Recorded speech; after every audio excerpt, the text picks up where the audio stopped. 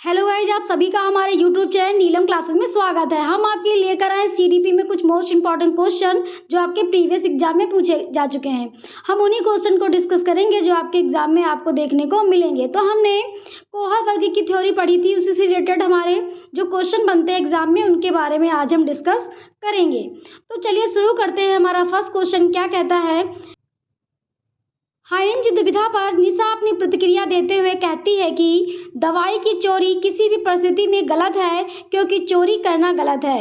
Lawrence कोहर वर्ग के सिद्धांत के अनुसार निशा किस स्तर पर है? क्या कह रहा है क्वेश्चन हमारा, हाइंज की दुविधा पर निशा अपनी प्रतिक्रिया देते हुए कहती है कि दवाई की चोरी किसी भी परिस्थिति में करना गलत है क्योंकि चोरी करना गलत है। लॉरेंस कोहर वर्ग के सिद्धांत के अनुसार निशा किस स्तर पर है? यानी कि क्या हमारा क्वेश्चन कह रहा है कि जो हिंज की कहानी थी जो हमने आपको थ्योरी में बताई थी, तो उसमें हमने आपको बताया था कि जो है हिंज चोरी करता है कि सही कि गलत है। तो उसी में निशा अपना विचार दे रही है, कह रही है कि मतलब जो परिस्थिति कैसी भी आए लेकिन हिंज को चोरी नहीं करनी थी क्योंकि चोरी करना जो है गलत है। यानी कि क्या कह रहा है, जिसमें हमें जो है नियम फॉलो किए जाए, जिसमें हम सरकार या के द्वारा जो बनाए जाते हैं नियम उनको हम फॉलो करें, वहाँ पे यही बात वो कर रही है।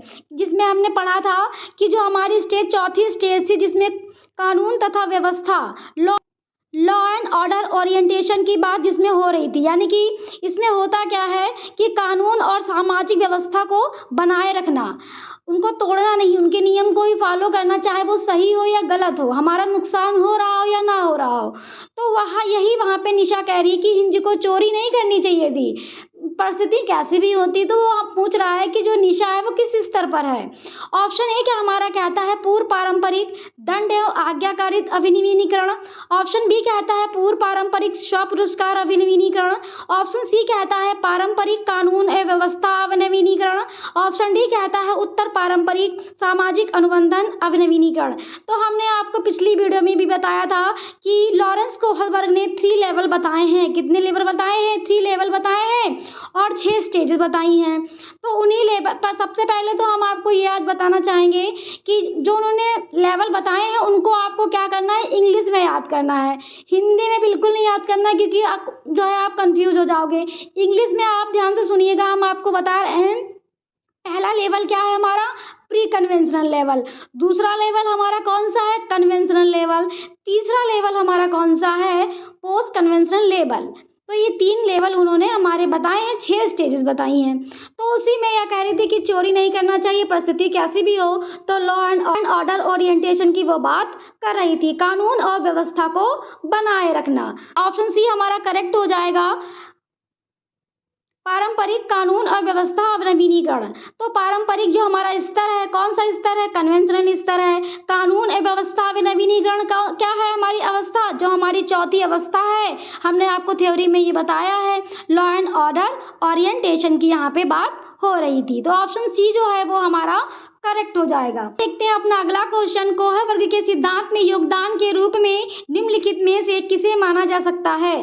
क्या कहा कि कोहर वर्ग, क्या कह रहा है क्वेश्चन हमारा कि कोहर वर्ग के सिद्धांत में योगदान के रूप में निम्नलिखित में किसे माना जा सकता है? ऑप्शन ए कहता है कि उनका विश्वास है कि बच्चे नैतिक दार्शनिक हैं।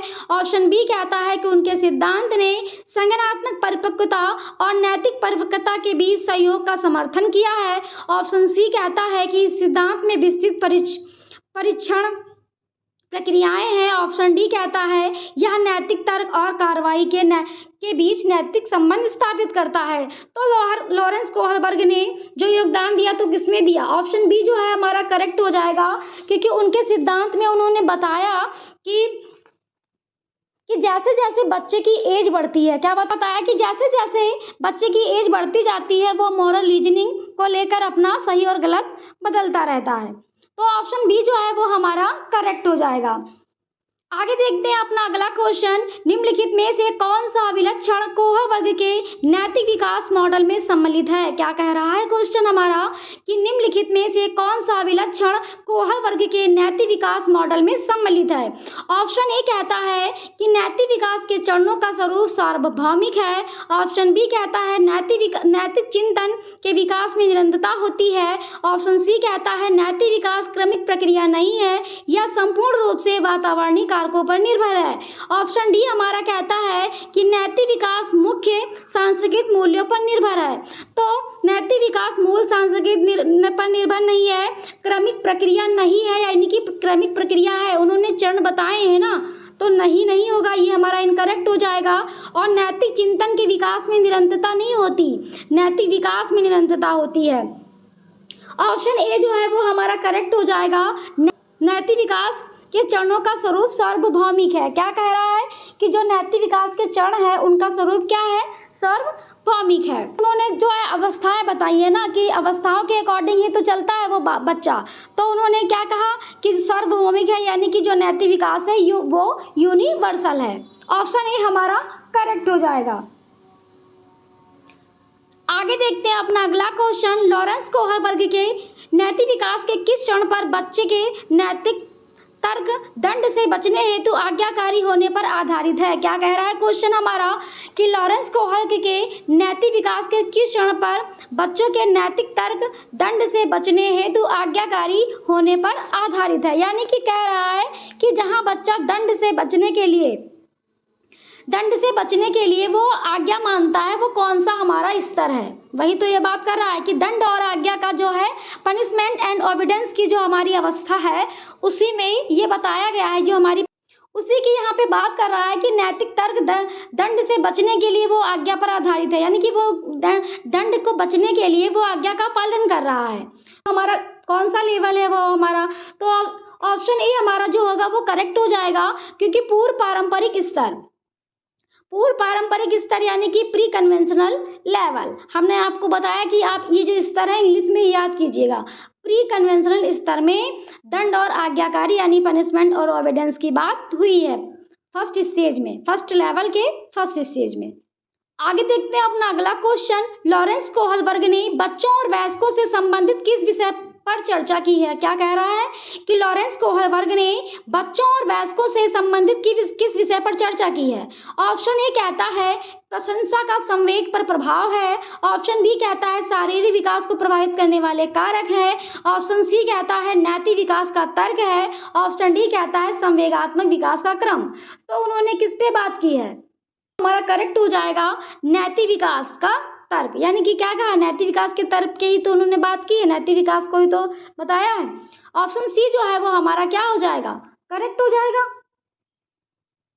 आगे देखते हैं अपना अगला क्वेश्चन। लॉरेंस कोहलबर्ग के अनुसार नैतिक विकास के किस स्तर पर अच्छा लड़का अच्छी लड़की की उन्मुखता प्रदर्शित करता है? क्या कह रहा है क्वेश्चन हमारा? लॉरेंस कोहलबर्ग के अनुसार नैतिक विकास के किस स्तर पर अच्छा लड़का अच्छी लड़की की अभिमुखता प्रदर्शित करता है? ऑप्शन ए कहता है पूर्व पारंपरिक स्तर। ऑप्शन बी कहता है पारंपरिक स्तर। ऑप्शन सी कहता है विषम नैतिकता स्तर और ऑप्शन डी कहता है सहयोग की नैतिकता का स्तर। तो हमने आपको बताया था कि अच्छा लड़का और अच्छी लड़की किसमें था, हमारा जो हमारा सेकेंड लेवल था। कौन सा लेवल था हमारा? सेकेंड लेवल, यानी कि कन्वेंशनल लेवल में बच्चे की एज कितनी थी? 10 से 13 वर्ष की थी। इसमें क्या होता है, बच्चा दूसरों के मानकों को अपने अंदर समावेशित कर लेता है। क्या कर लेता है? दूसरों के मानकों को अपने अंदर समावेशित कर लेता है। सही और गलत का निर्णय क्या करता है? दूसरों के अकॉर्डिंग लेता है। कौन सी होगी हमारी? कन्वेंशनल, यानी कि परंपरागत स्तर। ऑप्शन बी जो है वो हमारा करेक्ट हो जाएगा। इस आगे देखते हैं अपना अगला क्वेश्चन। लॉरेंस कोहलबर्ग के सिद्धांत के अनुसार समाज का प्रारंभिक परिवेश लेने पर नैतिक चिंतन किस स्तर पर है? क्या कह रहा है कि लॉरेंस कोहलबर्ग के सिद्धांत के अनुसार समाज का प्रारंभिक परिपेक्ष लेने पर नैतिक चिंतन किस स्तर पर है? यानी कि बात यहाँ पे ये हो रही है कि नैतिक चिंतन की बात हो रही है। किसकी बात हो रही है? नैतिक चिंतन। नैतिक चिंतन कहाँ होगा? जिसमें क्या होगा? कानून व्यवस्था, जिसमें नियम बनाए जाए, उसी में तो होगा ही ना। समाज के प्रारंभिक परिपेक्ष यानी कि समाज सोसाइटी के बताए हुए नियम के अनुसार चलना। सोसाइटी ने जो बताया हो उसी के अकॉर्डिंग चलना। बच्चा डिस्कशन किसके अनुसार लेगा? सोसाइटी के अनुसार। कानून एवं व्यवस्था, क्या बताया था हमने आपको? चौथी स्टेज हमारी कौन सी है? कानून और व्यवस्था। इसमें बच्चा कानून और व्यवस्था के अकॉर्डिंग कार्य करता है ना। तो ये कौन सी स्टेज है? Law and order orientation. तो वो हमारी कौन सा लेवल है? पारंपरिक स्तर, कन्वेंशनल लेवल की बात हो रही है ना। जब हम दूसरे के अकॉर्डिंग कार्य करेंगे तो ऑप्शन बी जो है वो क्या हो जाएगा? हमारा करेक्ट हो जाएगा, कन्वेंशनल लेवल। आगे देखते हैं अपना अगला क्वेश्चन, कोह वर्ग के सिद्धांत की प्रमुख आलोचना क्या है? क्या कह रहा है क्वेश्चन हमारा कि कोह वर्ग के सिद्धांत की प्रमुख आलोचना क्या है? ऑप्शन ए कहता है कोह वर्ग ने बिना किसी अनुभवजन्य आधार के एक सिद्धांत को प्रस्तावित किया।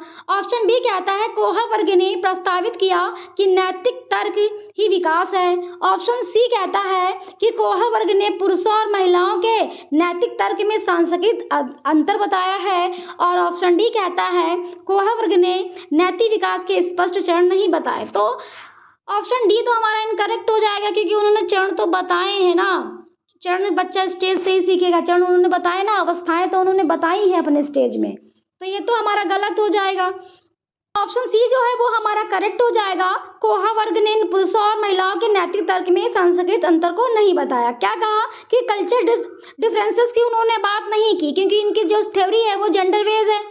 कल्चर से मेल और फीमेल, सही और गलत, कल्चर से होता क्या है? मेल और फीमेल में सही गलत के अंतर आ जाते हैं। तो ऑप्शन जो सी है वो हमारा करेक्ट हो जाएगा, क्योंकि उनकी आलोचना ही यहाँ पे पूछी गई थी। देखते हैं अपना अगला क्वेश्चन, लॉरेंस कोह वर्ग के सिद्धांत की प्रमुख आलोचना में से एक या है। क्या कह रहा है कि लॉरेंस कोह वर्ग के सिद्धांत की प्रमुख आलोचना में से एक या है। एक आलोचना उन्होंने और बताई।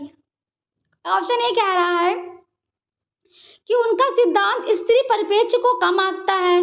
ऑप्शन बी कहता है कि उन्होंने पियाजे के नैतिक विकास के सिद्धांत का उल्लेख नहीं किया है। ऑप्शन सी कहता है प्रत्येक चरणों में बच्चों की विशिष्ट प्रक्रियाओं का प्रस्ताव नहीं करता। ऑप्शन डी कहता है उन्होंने बच्चे पर कोई शोध नहीं किया। तो उन्होंने बच्चे पे ही तो बताया है थ्योरी अपनी कि बच्चा किस लेवल में क्या सीखता है। और क्या किया उन्होंने? विशिष्ट प्रक्रियाओं का नहीं किया, लेकिन चरण तो उन्होंने बताया ना नहीं, जिसमें दिया हो वो सब गलत है, क्योंकि उन्होंने बच्चे पे ही तो थ्योरी किया है ना। बच्चे किस स्टेज में कितना सीखेंगे, स्टेप बाय स्टेप चीज़ों को बच्चा सीख रहा है, तो चरण तो उन्होंने बताया ही है। और पियाजे के नैतिक विकास सिद्धांत का उल्लेख भी नहीं किया। ऑप्शन ए जो है वो हमारा करेक्ट हो जाएगा। उनका सिद्धांत स्त्री परिप्रेक्ष्य को कम आंकता है। उन्होंने क्या कहा? उनकी जो थ्योरी है वो जेंडर बेस्ड थ्योरी है। उन्होंने क्या किया है? स्त्री को जो है कम महत्वपूर्ण अपनी थ्योरी में माना है, स्त्रियों को कम महत्वता दी है। आगे देखते हैं अपना अगला क्वेश्चन, कोह वर्ग के अनुसार नैतिक विकास के पूर्व पारंपरिक स्तर की विशेषता क्या है? क्या कह रहा है क्वेश्चन हमारा कि कोह वर्ग के अनुसार नैतिक विकास के पूर्व पारंपरिक स्तर की विशेषता क्या है? ऑप्शन ए कहता है इस बात पर ध्यान दें कि सांस्कृतिक कारक और लिंग नैतिक विकास को कैसे प्रस्तावित करते हैं। ऑप्शन बी कहता है अच्छा या बुरा नियमों को मानने या ना मानने के परिणामों से निर्धारित होता है। ऑप्शन सी कहता है व्यक्ति अपने कार्यों के परिणाम पर ध्यान केंद्रित करने के बजाय दूसरों की अपेक्षाओं को बनाने का प्रयास करता है। ऑप्शन डी कहता है स्वचयनित नैतिक सिद्धांत जो सार्वभौमिक है।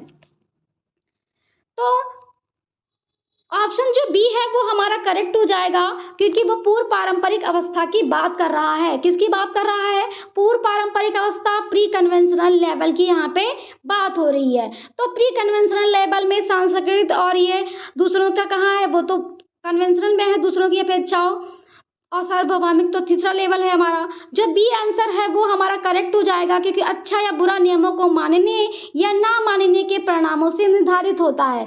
इसमें क्या है? दंड और वही वाली पनिशमेंट और ओबिडेंस वाली बात यहाँ पे हो रही है, जिसमें क्या होता है कि बच्चा सही और गलत के बारे में उसको बच्चे को नहीं पता होता इस अवस्था में, तो उसे पता ही नहीं, को यहाँ पे पता ही नहीं होता कि सही और गलत क्या है। तो ये कौन सी है? हमारी दंड और आज्ञा पालन है, यानी कि पनिशमेंट एंड ओबिडेंस वाली जो हमारी स्टेज है वो आंसर हमारा करेक्ट हो जाएगा, क्योंकि अच्छा और बुरा नियमों को मानने ना मानने के परिणामों से निर्धारित होता है, क्योंकि यहाँ पे प्री कन्वेंशनल लेवल की वो बात कर रहा था।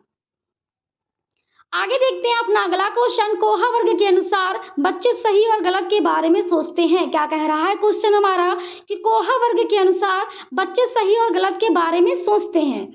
ऑप्शन ए कहता है प्रसंग के अनुसार, ऑप्शन बी कहता है उसी तरह अलग अलग चरणों में, और ऑप्शन जो सी है वो कहता है अलग अलग चरणों में, और ऑप्शन डी कहता है माता पिता के अनुसार। तो होता क्या है यहाँ पे, माता पिता के अनुसार हमेशा तो नहीं सीखता, और उसी तरह यानी कि उसी तरह अलग अलग चरणों में, यानी कि फर्स्ट लेवल में जो सीखेगा वही सेकंड और लास्ट लेवल में सीखेगा। तो ये भी हमारा इनकरेक्ट होगा। प्रसंग के अनुसार ये भी नहीं होगा, हमारा सी जो आंसर होगा वो हमारा करेक्ट हो जाएगा। अलग अलग चरणों में, स्टेज के अकॉर्डिंग अलग अलग चरणों में बच्चा सीखेगा, इसीलिए तो उन्होंने 3 लेवल बताए हैं और 6 स्टेजेस बताई है। जिस स्टेज या लेवल में बच्चा पहुंचेगा उसमें वो सीखता जाएगा। तो ऑप्शन सी जो है वो हमारा सही हो जाएगा, अलग अलग चरणों में बच्चा सीखता है। आगे देखते हैं अपना अगला क्वेश्चन।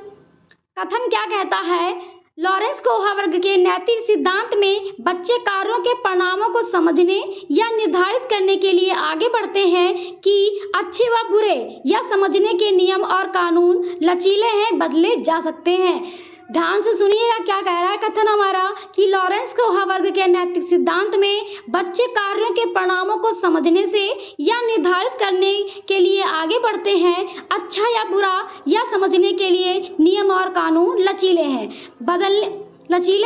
और बदले जा सकते हैं। यानी कि कह रहा है कि लॉरेंस कोहा वर्ग ने जो अपने स्टेजेस बताई हैं उसमें क्या है, बच्चा अलग अलग स्टेजेस पे सीखता है, और उसमें जो स्टेजेस हैं उसमें क्या है, वो क्या कर सकता है, बदल सकता है ना, कि स्टेजेस के अनुसार उसका विकास क्या क्या होता है, बदल जाता है अच्छा और बुरे में। और नियम क्या है, लचीला हो जाते हैं कि हम एक स्टेज में उन्होंने क्या कहा है कि नियम को माना है, और एविडेंस में क्या कहा है कि नियमों को मानना चाहिए। और जो पोस्ट कन्वेंशनल है उसमें कहा है कि अगर किसी का अच्छा करना है, मतलब अगर किसी का भला हो रहा है तो उस नियम को तोड़ देना चाहिए। तो क्या है, नियम जो है लचीले हैं, उनको क्या कह सकता है, बदला जा। तो जो कथन है हमारा ना वो क्या हो जाएगा, करेक्ट हो जाएगा। अब कारण क्या कहता है, कारण कहता है कि लॉरेंस कोहा वर्ग का तर्क है कि नैतिक विकास क्रमिक चरणों में होता है। तो ये भी हमारा करेक्ट है, क्योंकि लॉरेंस कोहा वर्ग ने तो क्या बताया है, स्तर बताए ही है, 3 स्तर बताए हैं, 6 स्टेजेस बताई है, क्रम से ही चलता है, प्री कन्वेंशनल, पोस्ट कन्वेंशनल। तो क्या होगा, ए भी हमारा करेक्ट है और आर भी हमारा करेक्ट है, और ए आर की सही व्याख्या भी करता है। तो जो ऑप्शन बी होगा वो हमारा करेक्ट हो जाएगा। ए और आर दोनों सही हैं, ए आर की सही व्याख्या करता है। आगे देखते हैं अपना अगला क्वेश्चन। कर्नल सिंह कानूनी प्रक्रियाओं और खर्चों के बावजूद आय कर का भुगतान नहीं करते। वह सोचते हैं कि वह एक भ्रष्टाचार का समर्थन नहीं कर सकता जो अनावश्यक बांधों के निर्माण में लाखों रुपए खर्च करती है। वह शायद कोहा वर्ग के नैतिक विकास के किस चरण में है। क्या कह रहा है कि कर्नल सिंह जो है वो क्या करते हैं, जो कानून प्रक्रियाएं हैं उनको क्या करते हैं, उनको नहीं मानते। वो कहते हैं कि मैं सरकार को ये फालतू का टैक्स नहीं दूंगा, आपको जो करना है वो कर सकते हैं, लेकिन मैं ये फालतू का टैक्स नहीं दूंगा। यानी कि क्या कह रहा है कि वो नियम को जो क्या कह रहे हैं, नहीं मानते हैं, सरकार के नियमों को क्या कर रहे हैं, नहीं मान रहे हैं। तो कौन सा आंसर हमारा करेक्ट हो जाएगा, तो वही कह रहा है कि इसमें कौन सा कोहा वर्ग के नैतिक विकास के किस चरण में है। पोस्ट कन्वेंशनल लेवल होगा, उस लेवल यानी कि स्तर की यहाँ पे बात हो रही है। ऑप्शन बी हमारा करेक्ट हो जाएगा। आगे देखते हैं अपना अगला क्वेश्चन। नूरी तर्क हमारे समाज के प्रति कुछ दायित्व है और उस दायित्व के लिए हमें नियमों का पालन करना चाहिए के आधार पर अपनी प्रतिक्रिया का निर्णय लेती है। लॉरेंस कोहा वर्ग के अनुसार नूरी इस समय नैतिक विकास के किस स्तर में है। क्या कह रहा है क्वेश्चन, नूरी तर्क हमारे देती है कि हमारे समाज के प्रति कुछ दायित्व है और उस दायित्व के लिए हमें नियमों का पालन करना चाहिए के आधार पर अपनी क्रियाओं का निर्णय लेती है। लॉरेंस कोहा वर्ग के अनुसार नूरी इस समय नैतिक विकास के किस स्तर पर है। ऑप्शन ए कहता है पूर्व अभिसमयकी, ऑप्शन बी कहता है अभिसमयकी, ऑप्शन सी कहता है अभिसमयकी पश्चात, ऑप्शन डी कहता है अभिसमयकी। तो औपचारिक अभिसमयकी तो कोई बात ही नहीं हो रही, और पश्चात यानी कि पोस्ट कन्वेंशनल की भी बात नहीं हो रही, और कन्वेंशनल कन्वेंशनल की बात हो रही है। किसकी बात हो रही है? कन्वेंशनल, यानी कि अभिसामायिक किसको कहेंगे? यहाँ पे हमने आपको पहले ही बताया था कि आप इंग्लिश में नाम याद करिए। कन्वेंशनल की यहाँ पे बात हो रही है क्योंकि कन्वेंशनल में क्या हमने आपको बताया था, जो हमारी सेकंड वाला जो सेकंड लेवल है कि किसके अकॉर्डिंग चलना है? किसके अकॉर्डिंग चलना है? समाज कानून के अकॉर्डिंग, समाज के अकॉर्डिंग चलना है। सोसाइटी में बताए गए नियमों को मानना है। लॉ एंड ऑर्डर ओरिएंटेशन की यहाँ पे बात हो रही है, कानून और व्यवस्था को बनाए रखने की बात हो रही है। तो ऑप्शन बी जो है वो हमारा करेक्ट हो जाएगा। अभिसामायिक यानी कि कन्वेंशनल लेवल की बात हो रही है। स्टेज कौन सी है हमारी? चौथी स्टेज है। ऑप्शन ए भी नहीं होगा क्योंकि प्री कन्वेंशनल की कोई बात यहाँ पे नहीं हो रही। आगे देखते हैं अपना अगला क्वेश्चन। लॉरेंस कोहलवर्ग के नैतिक तर्क के सिद्धांत की कई बिंदुओं पर आलोचना की गई है।